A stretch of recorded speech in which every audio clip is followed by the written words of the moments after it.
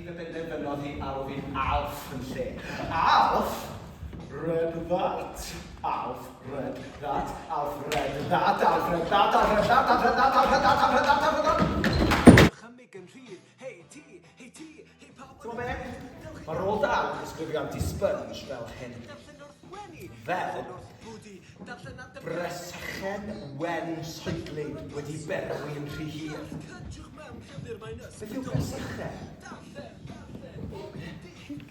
Ie, cabbage yw yn Saesneg. Felly pa siap yw bresychen? Iawn, ond chi di berwi yn rhy hir felly mae'ch coesau mynd yn wan. Chi di drwm i sefyll. Chi di berwi, chi'n flopi yn wan.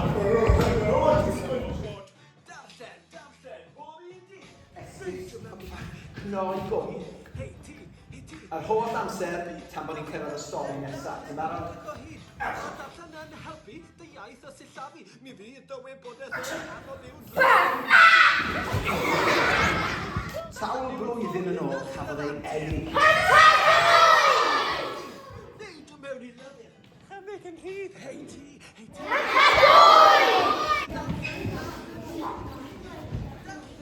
Chi'n siŵr chi moyn I wneud hyn?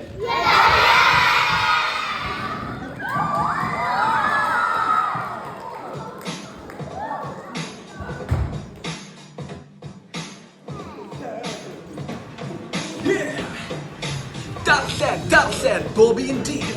Neidio mewn I lyfr, dychymig yn rhydd. Hei ti, hei pawb yn y byd. Dewch I darllen o hyd ac o hyd. Darllen wrth gwenu, darllen wrth bwdi. Darllen at y bennid yn drodd I fori. Darllen ar y bus, darllen ar y trath. Cydwch mewn llyfr mae'n ysbrydoliaeth. Darllen, bob un dydd. Neidio mewn I lyfr, dychymig yn rhydd. Hei ti, hei pawb yn y byd. Dewch I darllen. Dyfalu. Os gyda fi fan hyn, mae yna rester o enwau cewri. Giants y cewri y stori. Ond I fi wedi ychwanegu am beth I enw sydd yn go iawn.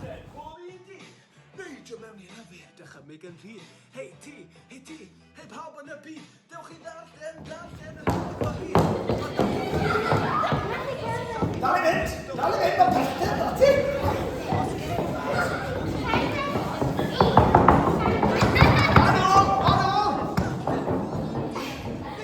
Ti'n gyfarwydd yn nawr?